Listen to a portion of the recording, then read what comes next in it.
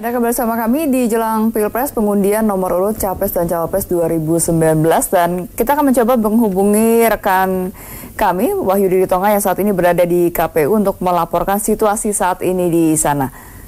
Halo Wahyudi, silakan dengan laporan Anda.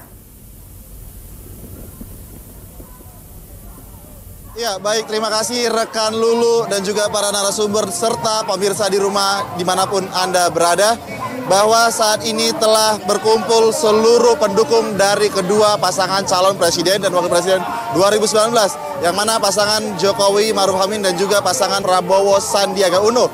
Tepat di tempat saya berdiri saat ini, di titik tengah-tengah gedung KPU yang berlokasikan di Menteng, Jakarta Pusat, yang mana pintu pertama merupakan pintu kedatangan dari pasangan calon presiden dan wakil presiden Joko Widodo dan juga Maruf Amin, dan juga para pendukung Joko Widodo juga telah berkumpul tepat di gerbang pertama gedung KPU Jakarta. Dan sore tadi kami juga telah melihat beberapa pimpinan partai politik, partai pendukung Koalisi Indonesia Kerja yang telah hadir ke gedung KPU Jakarta.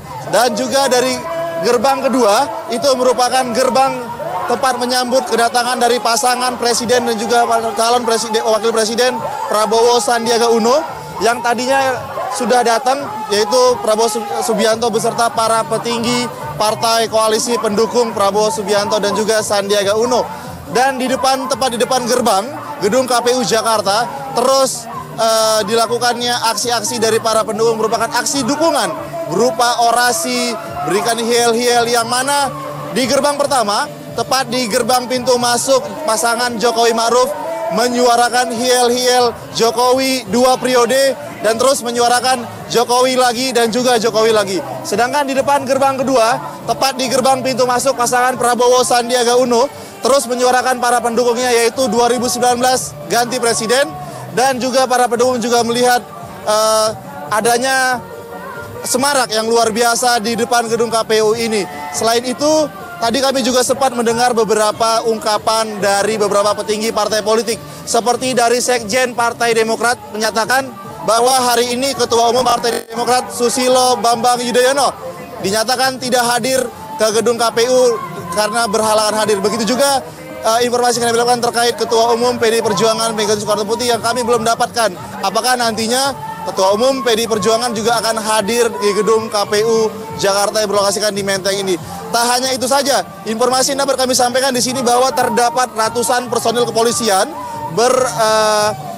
maksud kami memiliki peralatan yang cukup lengkap, diterjunkan ke sini kurang lebih seperti kata Wakapolri kemarin, hampir 465 orang, dan juga ada mobil Barakuda. Selain itu, Lulu dan juga Tiara, dari sejak pukul 16 waktu Indonesia Barat tadi, kepolisian juga terus melakukan rekayasa lalu lintas tepat di jalan, sepanjang jalan Imam Bonjol, di jalan Hashim Asyari, hingga di beberapa area kawasan Menteng lainnya. Dapat Anda saksikan juga pemirsa, itu merupakan gerbang kedua yang merupakan gerbang tempat para pendukung pasangan calon presiden dan wakil presiden Prabowo Subianto dan juga Sandiaga Uno, dan para petinggi partai pun terus berdatangan. Begitu juga para pendukung dari pasangan Prabowo Subianto dan juga Sandiaga Uno yang terus menggelar orasi, terus menyuarakan hiel-hielnya 2019 ganti presiden, yang berbeda dengan para pendukung Jokowi yang menyuarakan 2019 Jokowi lagi atau Jokowi 2 periode. Untuk sementara itu laporan yang dapat kami sampaikan dari depan gedung Komisi Pemilihan Umum Jakarta. Kembali ke Anda, rekan Lulu di studio. Ya, baik, terima kasih rekan Wahyudi, selamat kembali bertugas. Kami menunggu nanti bagaimana nanti ketika kedua pasang sudah hadir gitu ya, dan nanti pengundiannya seperti apa. Nah, menarik kita bicara mengenai pengundian nomor urut ini. Kalau bicara mengenai nomor urut 1 atau 2, memang hanya 1 atau 2 begitu ya. Kalau dilihat kan, kalau dari sejarah 2014 nomor 1 mungkin lebih condong ke Prabowo, apalagi ada Sandiaga Uno. Uno ini kan dalam bahasa Itali, itu juga termasuk artinya 1 begitu. Sedangkan Jokowi mungkin kalau 2 istilahnya Jokowi 2 periode dan segala macam. Tapi secara apa ya, matematika itu bagaimana secara hitungan analisis? Ya begini, kalau nomor itu ya, kita ini kan punya namanya Pilek Pilpres serentak. Yeah. maka ada, saya katakan tadi, ada nomor untuk peserta pemilu legislatif partai politik sudah ada kan, nomor-nomornya. Nah, terus kemudian DPD itu uniknya dia tidak dimulai dari satu DPD ini. DPD ini dan tidak ada pengundian terhadap calon DPD. Kalau yang ini kan, kalau yang partai, partai diundi, ada. Dimulai dari satu kan. Begitu kemudian berakhir di partai politik Aceh. Partai yang belakangan ditetapkan seperti PBB dan PKPI ya, itu kan nomornya akhirnya belakangan, nyusul nomor Aceh. Nah, mestinya di DPD itu dimulai dari dari nomor satu lagi. Tapi ternyata enggak, dia bergantung kepada partai. Jadi setelah di masing-masing provinsi dia ngikut gitu, makanya nomornya 2 digit semua rata-rata gitu untuk calon DPD. Nah, untuk capres cawapres juga dia diundi. Nah, kalau yang tadi ini nggak diundi dan kemudian dimulainya ngikut partai, kalau yang ini dari awal lagi. Persoalannya kalau dari awal lagi kan cuma ada 2. Maka ini akan identik dengan partai nomor 1 dan partai nomor 2. Partai nomor 1 PKB, partai nomor 2 Gerindra. Kalau Gerindra dapat nomor 2, dugaan saya dia akan lebih senang dibanding nomor 1. Kenapa? Karena kalau nomor 2 itu kan partainya nomor 2, Gerindranya nomor 2, lebih mudah dalam melakukan sosialisasi kepada masyarakat. Pokoknya coblosnya nomor 2, partainya nomor 2, capres nomor 2 misalnya. Kalau Pak Jokowi yang dapat nomor 1, maka yang punya peluang diuntungkan PKB. PKB akan bilang udah coblos capresnya nomor 1, partai nomor 1. Nah, sementara PDIP dengan yang lain, ini agak susah untuk ingatan masyarakat, apalagi di daerah-daerah gitu ya, di pelosok-pelosok, untuk mengingat nomornya kalau yang ini nomor sekian, partainya capresnya nomor sekian. Itu agak sedikit menyulitkan dan bahkan kadang-kadang ini justru menjadi tidak efektif ya untuk diingatkan kepada masyarakat, sehingga partai itu menjadi gagal atau justru menjadi berhasil. Saya beri contoh. Di pemilu 2009 saya ingat saya itu ada calon anggota DPD yang nomornya sama dengan nomor partai Demokrat saat itu menjadi pemenang pemilu. Dia karena kebetulan ini orang sebenarnya nggak cukup dikenal, tapi karena kebetulan nomornya sama dengan Partai Demokrat, akhirnya dia terpilih menjadi anggota DPD. Nah, sekarang pun begitu. Kecenderungannya ya, kalau dia Gerindra menjadi nomor 1, nah dia pasti akan mengkampanyekannya capres cawapres nomor 1, partainya nomor 2 misalnya. Tapi kalau umpamanya yang nomor 1-nya Pak Jokowi, ya mungkin itu PKB yang diuntungkan gitu ya. Gitu. Coba misal kita bayangin, partainya nomor 2, partainya nomor sekian belas, itu kan masyarakat juga bingung itu yang mana gitu ya. Nggak mudah terima pesan itu oleh masyarakat dan untuk diingat kan. Gitu. Jadi dugaan saya yang diharapkan oleh Prabowo Sandi itu akan di nomor 2 karena itu akan menguntungkan bagi Gerindra. Iya, ini menarik ini kita melihat pasangan Jokowi Maruf menuju gedung KPU bersama dengan Ketua Tim Ses nih naik seperti odong-odong begitu ya, tapi yang berwarna-warni dari Tugu Proklamasi. Menarik sekali kita bisa melihatnya. Kalau tadi kita melihat sebagian dari pendukung Prabowo Sandi sudah berada di dalam gedung KPU begitu ya, sudah bertemu juga dengan pendukung dari Jokowi Maruf. Betul, dan datangnya juga sepertinya normal-normal saja, menggunakan kendaraan biasa begitu ya. Tapi ini agak nyentrik sedikit, Pak Jokowi Kiai Maruf ini mengingatkan kita, Pak Jokowi dan Pak JK waktu mendaftarkan diri, bukan nomor urut ya, mendaftarkan diri dulu 2014 menggunakan bajai misalnya. Kemudian saat mendaftarkan kemarin mereka ya biasa jalan kaki begitu. Nah, sekarang ini ada yang unik lagi, mereka coba pakai semacam odong-odong ya, kendaraan berhias begitu ya. Ya, atau mobil hias lah begitu. Ya, ini bagian dari kreativitas saja, tapi tidak ada apa tadi yang dikatakan untuk mencoba merangkul generasi kekinian ini, generasi milenial ini menarik sekali. Ya, mungkin saja. Saya nggak tahu apakah kendaraan semacam ini jadi punya hubungan tertentu dengan kelompok milenial gitu ya. Ya ini hanya sekedar ini saja lah, menurut saya hanya sekedar euforia begitu ya, kreativitas. Dan mereka ingin secara terbuka, tetapi kan kalau naiknya itu bak terbuka itu mungkin dan kurang malam-malam pas gitu ya, malam-malam. Nah, kalau ini kan walaupun walaupun bukan bak terbuka tapi mereka bisa juga berdiri atau apa namanya, bisa juga untuk melambai sepanjang jalan dengan para pendukungnya dan seterusnya gitu ya. Nah, tapi ini dugaan saya tidak ada sesuatu yang spesial gitu ya dibandingkan dulu misalnya waktu Pak JK mendaftarkan diri, Pak Jokowi dan JK itu menggunakan bajai dulu kan ingin dikesankan sebagai dikesankan sebagai wong cilik. Baik, nah gitu ini sudah sampai duluan nih tampaknya nih Prabowo Sandi. Ya, kompak sebenarnya putih-putih ya, tapi kalau Prabowo Sandi ada warna kuning dan biru gitu. Ya, ada pembeda saya kira itu yang mereka buat, tapi pembeda ini pun rasanya tidak di semua tidak di semua relawan dan semua pendukung. Boleh jadi itu pembeda dari partai pendukung mungkin saja, atau ada pembeda tentang posisi di tim kampanye dan seterusnya gitu. Karena kan kalau seandainya dia mau seragam mestinya nggak ada masih ada yang pakai Pak Zulkifli juga masih pakai jaket, misalnya nggak pakai jaket partai kan. Nah, tapi kalau kita lihat di sini ada yang bergaris seperti Pak Muzani, saya lihat di situ Sekjen Gerindra itu ada strip kuning hitam atau apa begitu ya. Nah, itu seperti simbol warna PKS gitu.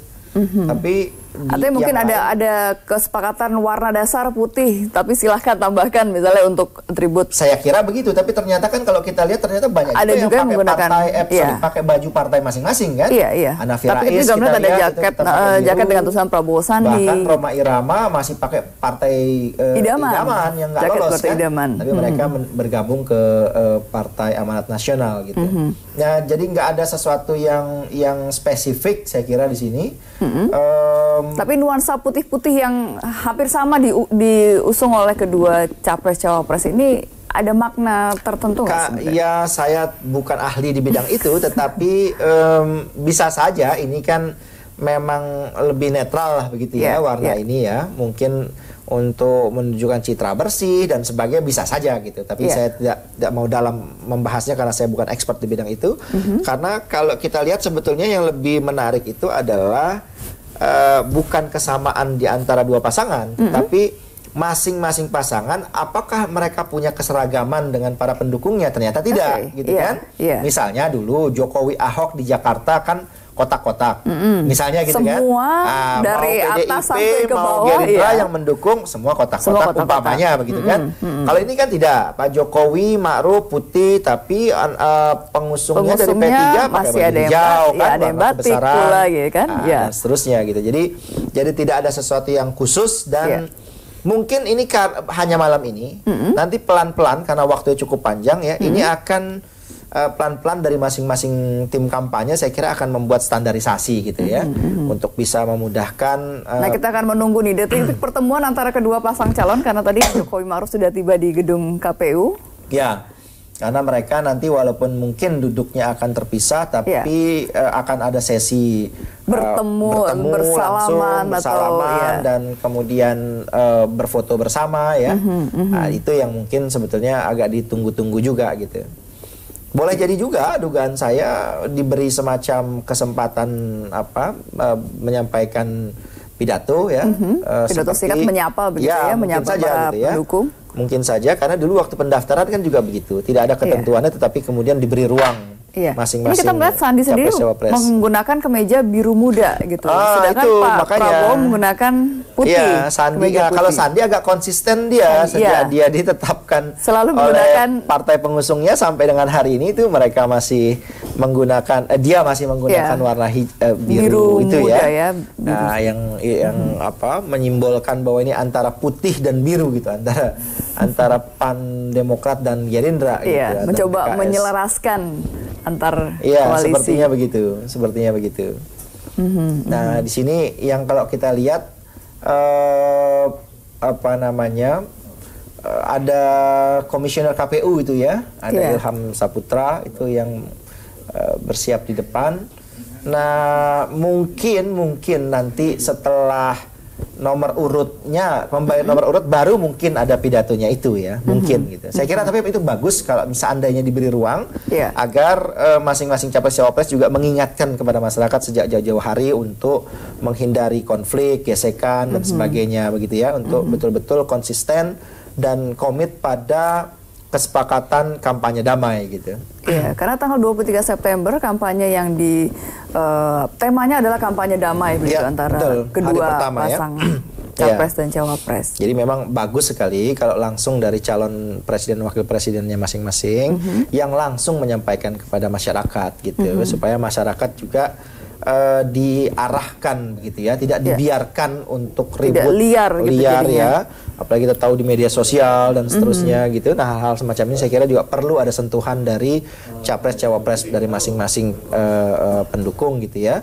untuk bisa mengingatkan para pendukungnya gitu. Ya, karena sejak bakal calon memang sudah ramai sekali gitu, dan sempat meredam ketika momen Asian Games ada Jokowi dan Prabowo berpelukan pada saat misalnya medali emas pencaksilat gitu ya. Kita lihat juga di sini sebetulnya ada tokoh-tokoh non parpol ya yang memberikan support kepada masing-masing. Misalnya ini ada Christine Hakim ya. Christine Hakim yang mungkin tampaknya ke arah kubu Jokowi memang bersama-sama dengan kelompok Jokowi Ma'ruf gitu. Tadi juga ada misalnya di Pak Prabowo ya. Itu juga misalnya ada tokoh populer lain gitu yang ada Neno Warisman tadi terlihat Neno Warisman misalnya begitu dan seterusnya. Ini kita belum sampai, belum ke dalam begitu, belum ke dalam ruangan nih untuk Pak Jokowi dan Ma'ruf Amin. Memang begini. Sebelum ditetapkan ada perlakuan yang agak berbeda antara Pak Prabowo dan Pak Jokowi. Sebelum ditetapkan. Nah, maksudnya berbedanya bagaimana? Berbeda karena Pak Jokowi di satu sisi sebagai calon yang didaftarkan, tapi pada sisi lain juga dia kan presiden. Pencalonannya tidak kemudian mengurangi ya kan kewenangan dia sebagai presiden. Treatmentnya juga berbeda gitu kan. Ada protokoler dan sebagainya itu kan sebagai presiden. Tetapi ketika sudah ditetapkan dan mendapat nomor urut, masing-masing punya hak yang sama. Gitu. Karena tadi kita juga melihat beberapa menteri kabinet ini juga ikut mengantarkan Pak Jokowi ke KPU. Ya, ini kan yang banyak dibahas oleh banyak kalangan ya tentang keterlibatan para menteri dalam kegiatan-kegiatan kepemiluan gitu. Ya kalau dia pengurus partai politik, memang pada bagian tertentu ada kelonggaran yang diberikan gitu. Tetapi bagi yang bukan bagian dari partai politik, itu dalam aturan juga dibuat terpisah gitu. Nah ini yang sebenarnya menurut saya perlu diperingatkan juga ya pada mereka sejauh mana akan bertindak sebagai menteri, sejauh mana sebagai pendukung gitu. Apalagi ini kaitannya kalau mereka ditempatkan sebagai bagian dari tim kampanye. Kalau tim kampanye saya jelaskan tadi kan sejak awal, berarti dia dapat melaksanakan kampanye. Kampanyenya itu kan hanya dibatasi tiga hari sebetulnya kan, di hari 2 hari libur juga. Gitu. Nah, yang 2 hari libur itu tidak disebut cuti. Yang cuti itu yang pada hari kerja saja kan. Nah, kalau dia kemudian sudah habis waktunya untuk kampanye, nanti negara ini nggak ada yang ngurus gitu untuk kementerian-kementerian kan, atau bidang-bidang lain. Ya, wakil menteri mungkin ada beberapa. Iya, tapi kan akhirnya dikhawatirkan menjadi tidak optimal. Menurut saya sih memang bagusnya kalau yang sepanjang dibenarkan oleh peraturan perundang-undangan ya nggak apa-apa gitu kan, seperti menteri yang dari partai politik gitu. Tapi yang non partai politik itu memang punya ketentuan yang agak berbeda gitu. Itu juga mereka nggak boleh, menurut saya, memilih saja gitu. Kalau memang fokus di kampanye ya kampanye, mundur aja gitu kan. Tapi kalau masih mau tetap di situ ya nggak usah masuk di tim kampanye gitu. Seperti yang jubir Presiden yang akhirnya juga mengundurkan misalnya Johan Budi ya, saya kira itu bagus ya, itu satu yang baik gitu. Sehingga lebih fokus untuk kerjanya. Bisa lebih fokus begitu. Baik, kita akan break kembali dan Bang Said, terima kasih banyak. Sama-sama, Mbak Lulu. Mungkin ada closing statement dulu sebelum kita break.